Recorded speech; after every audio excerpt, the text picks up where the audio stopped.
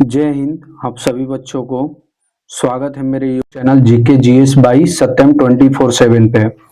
तो आपको जैसे कि कल मैंने आपके हिंदी के सिलेबस के बारे में चर्चा किया था कि आपको कौन कौन से चैप्टर पढ़ने हैं, कौन कौन से गद्य पद आपको पढ़ने हैं, व्याकरण, तो उसकी क्लास आपकी होगी। तो आज मैं आपके लिए हिंदी के 100 मार्क्स के पेपर होते हैं, ठीक है। कलर चेंज कर लूं क्या आपके लिए? हरा ठीक रहेगा या ब्लैक कर लेता हूं? ब्लैक कर लेता हूं, ठीक है, ब्लैक ठीक है। चलिए, तो 100 हिंदी के 100 मार्क्स के पेपर होते हैं, याद रखेंगे आप। आपको सिलेबस के बारे में बता दें, जिसमें से 50 आपके एमसीक्यू होंगे, 50 आपके रिटन एग्जाम होंगे, ठीक है, लिखना होगा। टोटल आपका 100 मार्क्स का होगा। देखिए, आपका टारगेट क्या रहेगा? आपका टारगेट रहेगा 95 टू 96 नंबर। ये बहुत आसानी से लाया जा सकता है इस नंबर को, ठीक है। ये बहुत बड़ी बात नहीं है, हम लोग लाए हैं। मेरा खुद इंटर में 94 नंबर है हिंदी में, हम लोग खुद लाए हैं। वही ट्रिक आपके सामने रख रहे हैं कि जैसा कि आपने भी इस नंबर को पाइए, ठीक है। अब देखिए, ऑब्जेक्टिव आपको 50 होंगे, कुछ चर्चा कर लेते हैं। ऑब्जेक्टिव 50 होंगे, इसमें आपको टारगेट रखना है 48 टू 48 टू 49, ठीक है, इसमें रखना है। डिस्क्रिप्टेड में आपको रखना है 47 टू 48, ठीक है, इसमें आपको रखना है। दोनों को जोड़ लीजिए, इंक्लूड करिए दोनों को। 48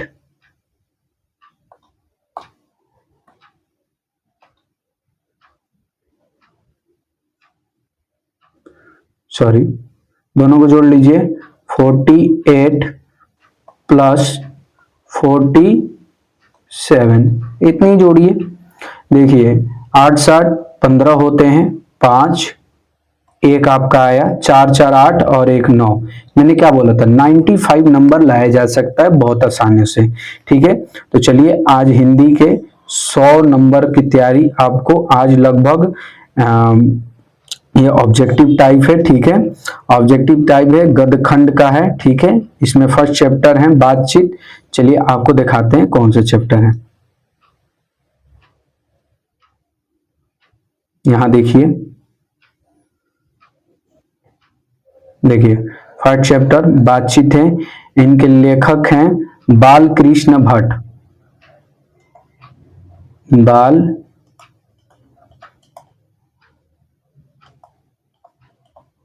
कृष्ण भट्ट, ठीक है, बाल कृष्ण भट्ट हैं। ये एक ललित निबंध है, आप याद रखेंगे। मैं यहाँ पर एल लिख दे रहा हूं, ये एक ललित निबंध है, मैं चर्चा कर रहा हूं। चलिए, तो शुरू करते हैं आज के। देखिए, फर्स्ट क्वेश्चन क्या है? फर्स्ट क्वेश्चन देखेंगे, बातचीत शीर्षक निबंध के अनुसार जो कुछ मवाद या धुआं जमा रहता है वह भाप बनकर निकल पड़ता है, कैसे? देखिए, 2021 में यह पूछा गया है, इंटरमीडिएट आर्ट्स में पूछा गया है। तो देखिए, बहस करने से, करके, झगड़ा करके, बातचीत के जरिए या हंसने से। तो इसका राइट आंसर आपका हो जाएगा, इसका राइट आंसर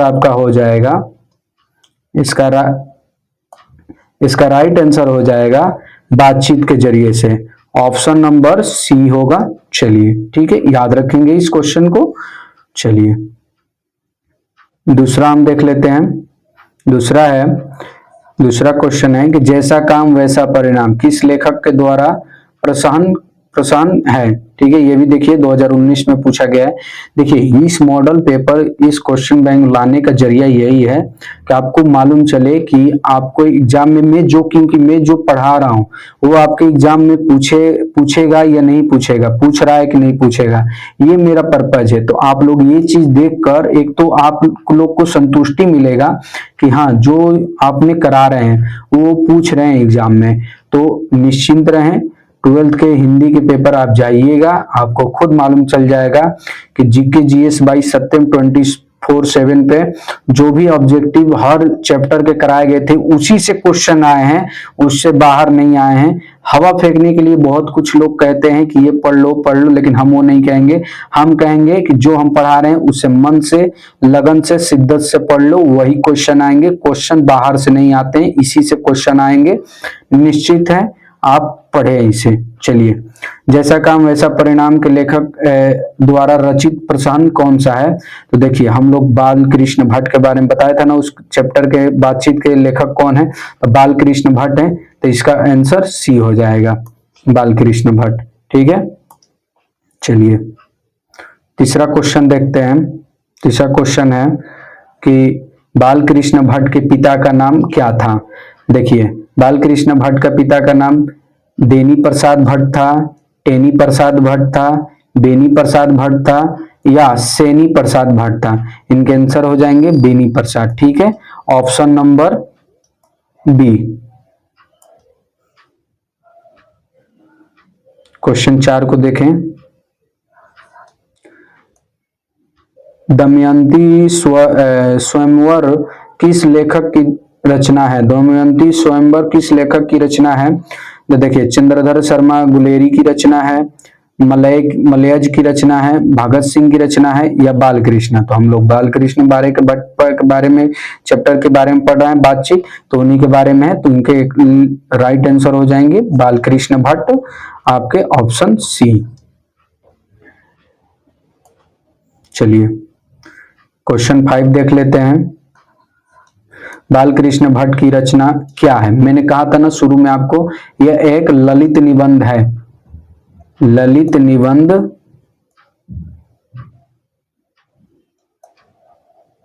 ललित निबंध है। तो देखिए, ललित निबंध बोला था ना, ललित निबंध है, इसको याद रखेंगे। बाल कृष्ण भट्ट ललित निबंध है। ठीक है, बहुत ऐसे चैप्टर होंगे, मैं बताऊंगा आपको, एक ट्रिक बताऊंगा, पहले आप ऑब्जेक्टिव को करें। चलिए क्वेश्चन 6 को देखिए। बाल कृष्ण भट्ट किस युग के निबंधकार थे? बाल कृष्ण भट्ट प्रसाद युग के थे, द्विवेदी युग के थे, स्वतंत्रोत्तर युग के थे या भरतेंदु युग? तो ऑप्शन नंबर बी, भरतेंदु युग के थे। इसका राइट आंसर बी हो जाएगा। चलिए 7 देख लेते हैं। मनुष्य की बातचीत का उत्तम तरीका क्या होता है? ये बातचीत चैप्टर है, इसमें बातचीत के ही बताया गया है कि क्या उत्तम तरीका होता है। देखिए, विद्वता पूर्व बात करना, तर्कपूर्ण बात करना, भीड़ से बात करना या अवाक होकर अपने से बातचीत करना।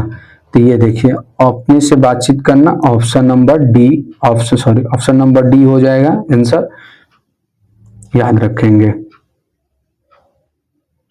ऑप्शन नंबर, क्वेश्चन 8 पे आइए।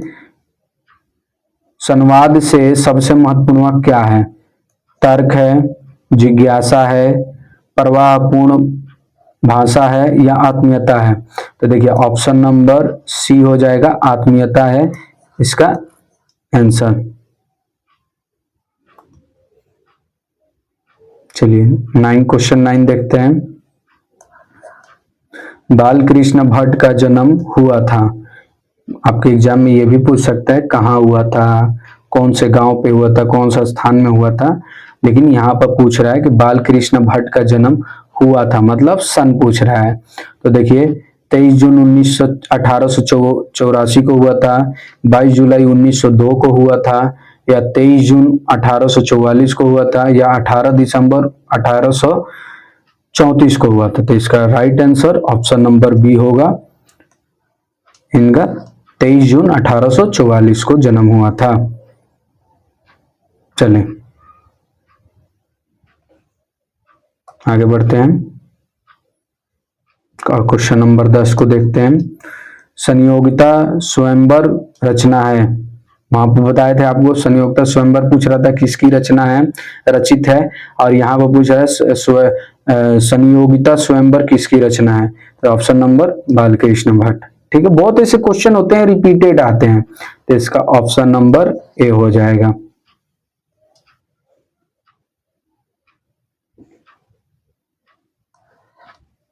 बातचीत शीर्षक निबंध के अनुसार रस का समुद्र किनकी बातचीत से उमड़ता चलता जाता है। दो दो हम सहेलिया से बातचीत करने से, दो पुरुषों की बातचीत से, या दो बच्चों की बातचीत से, या दो मूर्खों की बातचीत से। तो इसका हो जाएगा दो सहेलिया की बातचीत से। ऑप्शन नंबर ए हो जाएगा। क्वेश्चन 12 देखते हैं। वाद विवाद संवाद क्या है? तो देखिए वाद विवाद क्या है? कहानी संग्रह है, कविता संग्रह है, कहानी संग्रह है, या नाटक संग्रह है। इसका आंसर हो जाता आलोचनात्मक निबंधों की पुस्तक है। ऑप्शन नंबर ए हो जाएगा।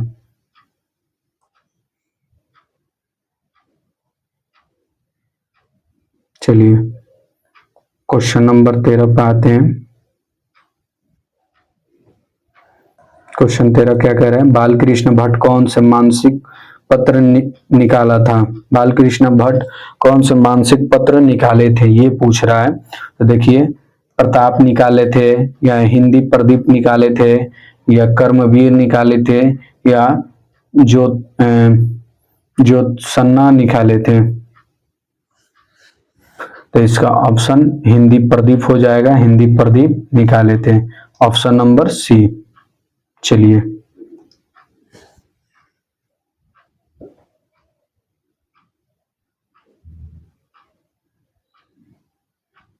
क्वेश्चन नंबर 14 देख लेते हैं।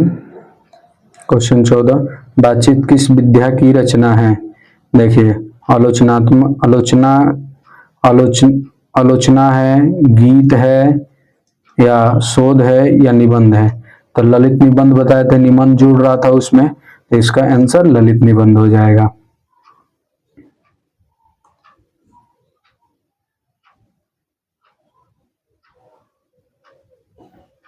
क्वेश्चन नंबर 15 को देखते हैं। रॉबिन्सन क्रूसो ने 16 वर्ष के उपरांत किसके मुख से एक बात सुनी थी? ये भी क्वेश्चन फैक्चुअल है, ठीक है। इसको आप जब पढ़ेंगे डिस्क्रिप्टेड उसमें दिखेंगे, ये क्वेश्चन फैक्चुअल है। फ्राइडे के मुंह से, संडे के मुंह से, स्टील के मुंह से, ठीक है, मुंह से हम बता रहे हैं क्योंकि उस पर लिखा है मुख से, एडिसन के मुख से। तो यह फ्राइडे के मुख से, ठीक है। ऑप्शन नंबर ए आंसर हो जाएगा इसका। चलिए क्वेश्चन नंबर 16 देखते हैं। बातचीत शीर्षक निबंध के निबंधकार कौन है? तो इसका आंसर बालकृष्ण भट्ट होंगे, याद रखेंगे। 17 क्या कह रहा है? बातचीत के माध्यम से बालकृष्ण भट्ट क्या बतलाना चाहते हैं? बातचीत की शैली, भाषा की शैली, संवाद की शैली, या इनमें से कोई नहीं, ठीक है। तो यहाँ आंसर हो जाएगा बातचीत की शैली है तो बातचीत बताएंगे। चलिए क्वेश्चन 18 क्या कह रहा है? भट्ट जी को किसने अंग्रेजी साहित्य के एडिशन और स्टील की श्रेणी में रखा है? हजारी प्रसाद द्विवेदी रखे हैं, या रामचंद्र शुक्ल रखे हैं। जब आप बीए करेंगे तो इन लोग के बारे में डिटेल में पढ़ना पड़ेगा आप लोग को। डॉक्टर नागेंद्र बोले हैं, या रामविलास शर्मा बोले हैं। इसका आंसर हो जाएगा रामचंद्र शुक्ल ने बोला था इनके बारे में कि ये एडिशन और स्टील की श्रेणी में इन्हीं ने रखा था।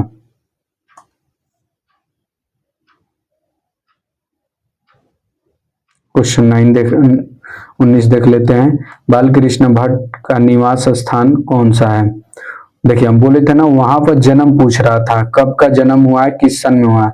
अब देखिए यहाँ पर निवास, ये देखिए निवास स्थान पूछ रहा है ना। आप देखिए फर्स्ट है लखनऊ उत्तर प्रदेश, मथुरा उत्तर प्रदेश, इलाहाबाद उत्तर प्रदेश, या वाराणसी उत्तर प्रदेश। इनका जन्म आप लोग जानते होंगे। Option number B Allahabad Uttar Pradesh में इनका जन्म हुआ था। क्वेश्चन 20 को देखते हैं। बालकृष्ण भट्ट ने किस पत्रिका का संपादन किया था? आर्यावर्त का, हिंदी प्रदीप का, हुंकार का या पंजाब?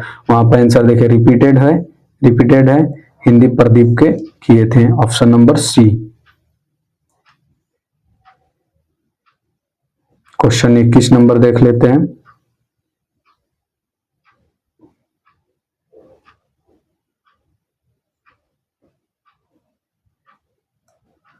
क्वेश्चन है कि बालकृष्ण ने हिंदी प्रदीप नामक मासिक पत्रिका निकाला कब निकाले थे? 1877 में, 1890 में या 1888 में या 1894 में? तो याद रखेंगे 1877 में, option number A.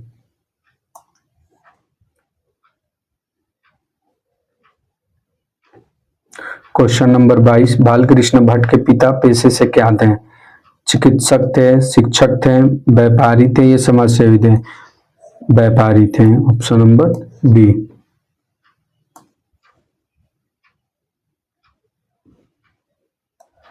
Question number 23 देखेंगे, कौन सा उपन्यास बालकृष्ण भट्ट द्वारा रचित है? मैला आंचल फणेश्वर नाथ रेणु की है, 100 अजान एक सुजान या गोदान या अंतराल? कौन से है? तो 100 अजान एक सुजान इनके द्वारा रचित है, ऑप्शन नंबर सी।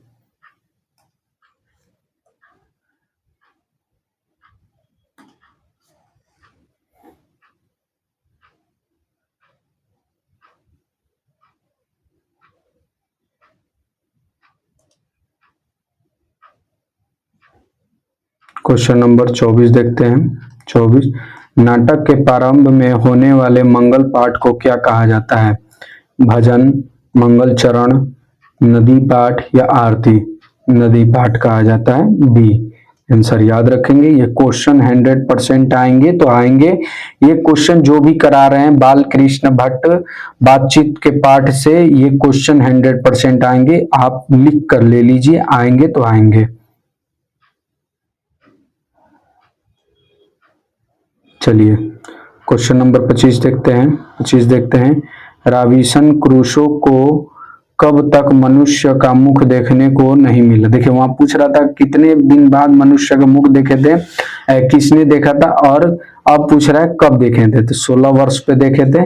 यहाँ देखिए आंसर 16 हो जाएगा, ऑप्शन नंबर सी। क्वेश्चन 26 को जल्दी देखते हैं। बोलने से ही मनुष्य के रूप का साक्षात्कार होता है, यह किसने कहा? एडिसन ने, स्पेंसर ने, बेन जॉनसन ने या मिल्टन ने? ठीक है, तो ये बेन जॉनसन बोले थे कि बोलने से ही मनुष्य का साक्षात्कार होता है, ऑप्शन नंबर बी हो जाएगा।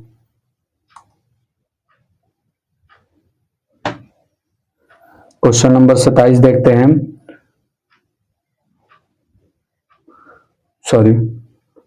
क्वेश्चन नंबर 27 देखते हैं। असल बातचीत सिर्फ दो व्यक्तियों में ही हो सकती है, यह किस मत का है? एडिसन का, मिल्टन का, बेन जॉनसन का या स्पेंसर का? तो ये एडिसन साहब बोले थे कि असल बातचीत कभी भी दो व्यक्तियों में हो सकती है। आप जब अगर सिंगल होंगे तो किसी से कैसे बात करेंगे? अपने आप से बात करेंगे। जब आप 3 आदमी होंगे, 3 व्यक्ति होंगे, जैसे कि 3 व्यक्ति होंगे तो आप कैसे बात करेंगे किसी से? यही बताते हैं एडिसन जी, यही एडिसन कहते हैं कि असल बातचीत एक आप हो गए और एक दूसरा हो गया, ये दोनों बात करेंगे और अब असल बातचीत इन्हीं दो के बीच में होता है। जो भी इटीसी कोई भी बात हो, लेकिन इन्हीं दो के बीच में होता है। चलिए आगे बढ़ते हैं देरी ना करते हुए, छोटा कर लेते हैं।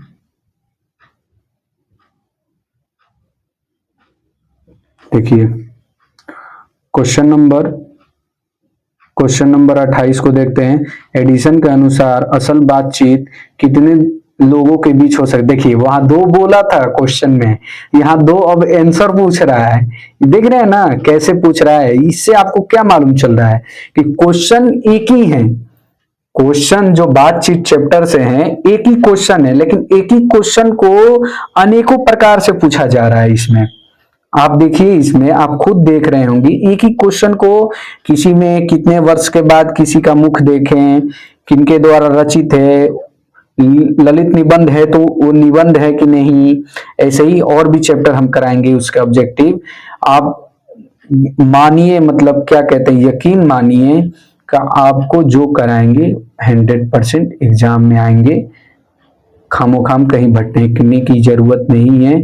जो पढ़ाएंगे 100% आपके एग्जाम में लड़ेंगे तो लड़ेंगे, आप देख लीजिएगा। चलिए, तो पूछ रहा है कितने लोगों में, तो आप जानते हैं हाल ही में अभी क्वेश्चन हमने डिस्कस किया था, 2 लोगों में बातचीत होती है। चलिए यहाँ देखिए 29 नंबर, बातचीत से मन किस प्रकार का हो जाता है। यहाँ देखिए क्रोधपूर्ण हो जाता है, हल्का और स्वच्छ हो जाता है, भारी और बोझिल हो जाता है। देखिए बातचीत से तो कभी भी आप अगर देखिए आपके अंदर बात करने का कोई अंदर आप बात रखे हैं, तो जो बात रखे हैं आप बात किसी से करिएगा तो आपके अंदर से थोड़ा मन हल्का होता है कि नहीं, ये तो नेचुरली है। तो क्रोध तो होगा नहीं, क्रोधपूर्ण, बोझिल और भारी तो होगा नहीं, इनमें से तो कोई होगा नहीं। तो एक ऑप्शन बच गया क्या, option number C. Option number आपके सी बच गए, हल्का और स्वच्छ होंगे। चलिए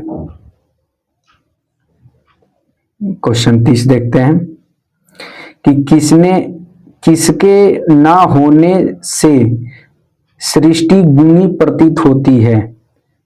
श्रवण शक्ति से, दिव्य शक्ति से, स्मरण शक्ति से या वाक शक्ति से। देखिए इसका आंसर तो आपको दिख रहा होगा, लेकिन ईमानदारी यही है कि जो आपको मालूम है कमेंट में बताइए, कमेंट करिए, आप बताइए इसका आंसर 30 नंबर का आंसर, क्वेश्चन का आंसर क्या होगा। इसका आंसर बी होगा, लेकिन इसके बारे में आइए हम कुछ डिस्कशन करते हैं। देखिए यहाँ देखिए कि पूछ रहा है कि इसके ना होने से सृष्टि गूंगी प्रतीत होती है।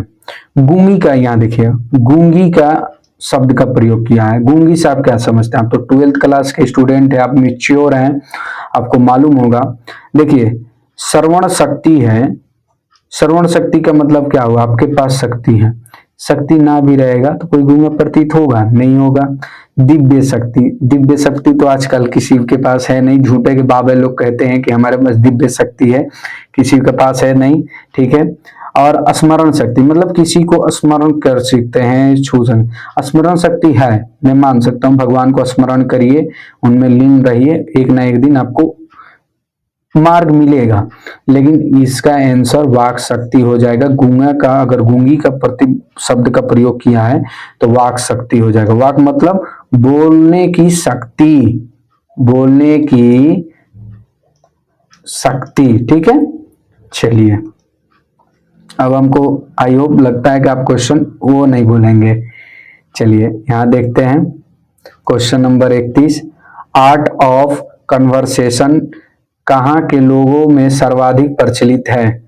अफ्रीका के, यूरोप के, भारत के या कनाडा के। पूछ रहा है आर्ट ऑफ कन्वर्सेशन। कन्वर्सेशन का देखिए यहाँ पर यहाँ पर कन्वर्सेशन का अर्थ क्या होता है, हिंदी क्या होता है। कन्वर्सेशन का होता है किसी से बातचीत करना। तो जहां तक यहाँ के लोगों में पूछ रहा है कहाँ में सर्वाधिक प्रचलित रहता है, यहाँ देखिए एक सेकंड इसको हटा लेते हैं, आपको साफ दिखेगा। चलिए देखिए पूछ रहा है, ऑप्शन है अफ्रीका के लोगों में, यूरोप के लोगों में, भारत के लोगों में या कनाडा के लोगों में। तो यहाँ आंसर हो जाएगा यूरोप के लोगों में, ऑप्शन नंबर सी, ठीक है। चलिए फिर यही देख लीजिए 32 नंबर क्वेश्चन क्या कह रहा है, बाल कृष्ण किस काल के रचनाकार हैं। हमने वहां पर बताए थे ना, ये आदिकाल के हैं, रीतिकाल के हैं भक्ति काल के हैं या आधुनिक काल के हैं? तो ये आधुनिक काल के, भरतेंद्र युग के हैं और आधुनिक काल के हैं। इनका याद रखिएगा, डी नंबर आंसर होगा। तो चलिए यहां पर आइए, आपको कुछ डिस्कस कर देते हैं। तो देखिए, आपको मैंने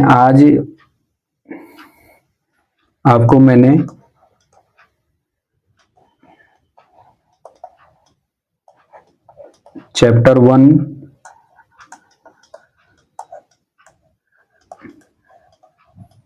बातचीत, जिसके लेखक बालकृष्ण भट्ट हैं, इनके क्वेश्चन टोटल 32 थे, MCQ, ठीक है।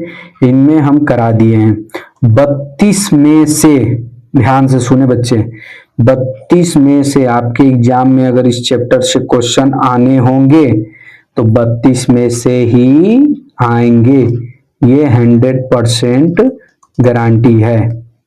आप याद कहीं लिख कर रख लीजिएगा, मेरा चैनल भगा नहीं जा रहा है, ठीक है। व्हाट्सएप का लिंक है, आप उस पर मैसेज करिएगा, सर आपने जो पढ़ाया था नहीं आया, मैं उस दिन से पढ़ाना छोड़ दूंगा, ये आप ध्यान दीजिएगा। आप व्हाट्सएप का लिंक डिस्क्रिप्शन में है, आप देखिएगा। अगर नहीं मिल रहा डिस्क्रिप्शन में लिंक तो आप व्हाट्सएप पे जाइएगा, ठीक है। जीके, एक सेकंड, व्हाट्सएप पे जाइएगा, वहां ग्रुप बन रहे हैं, वहां पर सर्च कर दीजिएगा जीके जीएस बाई सत्यम 24/7, आपको आएगा लोगो, उस पर क्लिक करके ग्रुप में ज्वाइन हो जाएगा। टेलीग्राम पर ही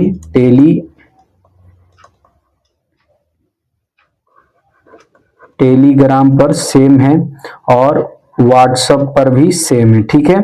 तो चलिए आज के सेशन को यहीं रखते हैं और जय हिंद। आप सभी को स्वस्थ रहिए, मस्त रहिए और अपने पढ़ाई को आगे बढ़ते रहिए और हैप्पी रहिए, ठीक है। देखिए गुल्लू हंस रहा है ना, स्माइल करते रहिए,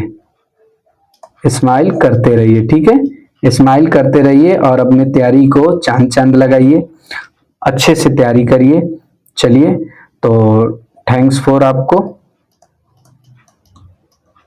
थैंक्स आप सभी को, ऑल बच्चों को, ठीक है, ऑल